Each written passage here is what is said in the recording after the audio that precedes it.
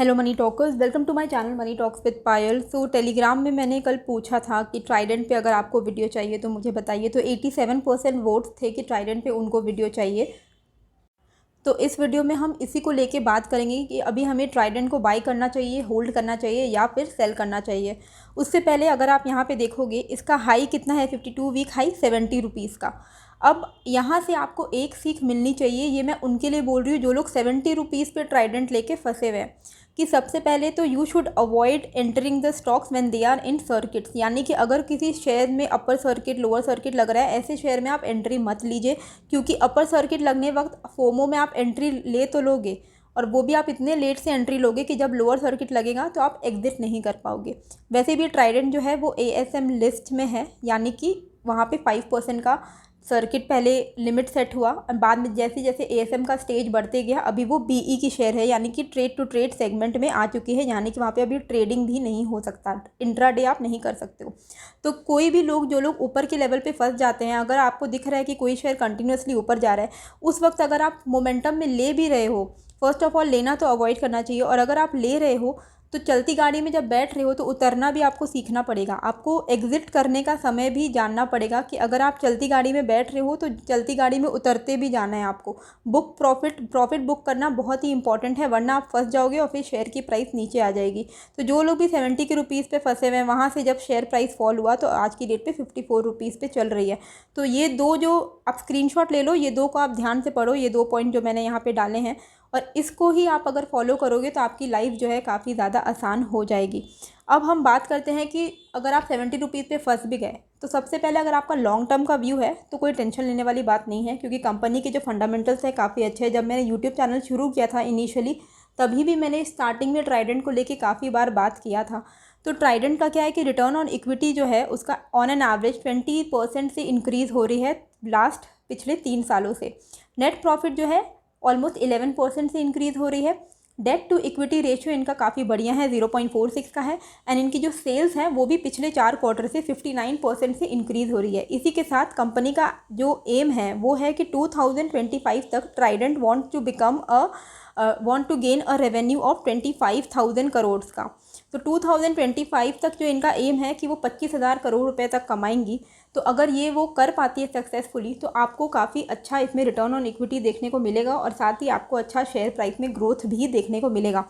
तो अगर आप 70 रुपये के आसपास फंस भी गए हो तो टेंशन मत लीजिए, अगर आपका लॉन्ग टर्म का पर्सपेक्टिव था तो। और ये जो 2 पॉइंट जो मैंने आपको बताया ना, ये इसलिए बताया है क्योंकि जो लोग शॉर्ट टर्म में सोचते हैं ना कि अरे अभी 70 रुपये अभी मैं लूँगा और एक हफ्ते में 140 रुपये चली जाएगी, मैं एग्जिट हो जाऊँगा, 100% रिटर्न मिलेंगे, ये उनके लिए बात हो रही है। जो लॉन्ग टर्म के लिए फंस गए हैं, लॉन्ग टर्म में आपको ये आपका अच्छा रिटर्न इसमें मिल जाएगा हमें।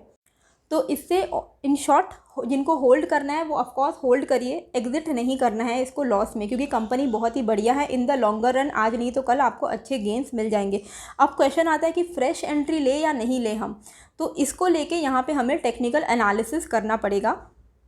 तो ये है ट्राइडेंट का चार्ट है, यहाँ पे आप देख सकते हो कि ये जो स्विंग पहले यहाँ पे स्विंग हाई स्विंग लोज जो लग रहे हैं, ठीक है, इस तरीके से आप देखो, ये जो लोज लग रहे हैं ना, ये हायर लोज है, मतलब पिछले लो से ऊपर इसका नेक्स्ट लो बना, फिर और ऊपर इसका नेक्स्ट लो बना।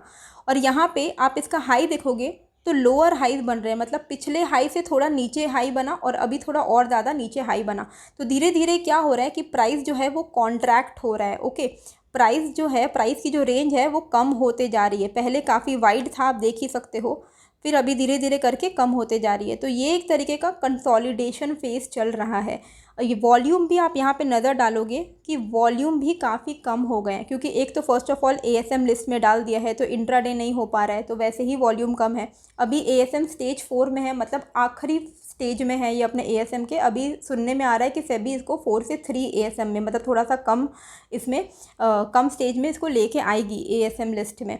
ASM लिस्ट में क्या होता है कि सेबी एक्चुअली कब ऐसे एडिशनल सर्वाइलेंस करती है किसी कंपनीज में, जब उनको दिखता है कि कंपनीज अननेसेसरीली अचानक से बहुत अपर सर्किट लोअर सर्किट्स मार रहा है, वॉल्यूम काफ़ी ज़्यादा सडनली इंक्रीज़ हो गए, तो कंपनी को ASM लिस्ट में डाला जाता है। तो यहाँ पे अगर आप देखोगे कि कंसोलिडेशन फेज चल रहा है, धीरे धीरे प्राइस कॉन्ट्रैक्ट हो रहा है और वॉल्यूम काफ़ी ज़्यादा यहाँ पे कम है। तो जब कम वॉल्यूम होता है तो एक तरीके से ये दिखाता है कि इन्वेस्टर्स को अभी कॉन्फिडेंस है ही नहीं कि ये किस दिशा में जाने वाली है, और इसीलिए कहीं ना कहीं यहाँ पे एक साइड वे ट्रेंड चल रहा है। मतलब एक ही लेवल पे आप देखोगे पिछले 4 महीने हो गए हैं, ये ऑलमोस्ट 50 से लेके 55 56 इन इसी रेंज में, यही 5 रुपये के रेंज में ये घूम रही है। तो यही साइड वे ट्रेंड इसको हम बोलते हैं।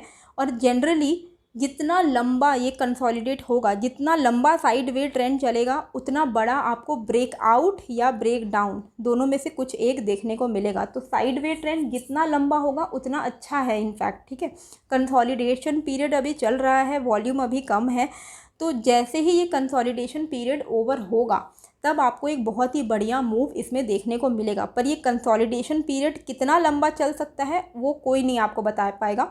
तो इसीलिए आपको यहाँ पे as per the trend line 2 levels मैंने निकाले हैं। नीचे के लेवल पे 51 रुपीज़, ऊपर के लेवल पे 58 रुपीज़।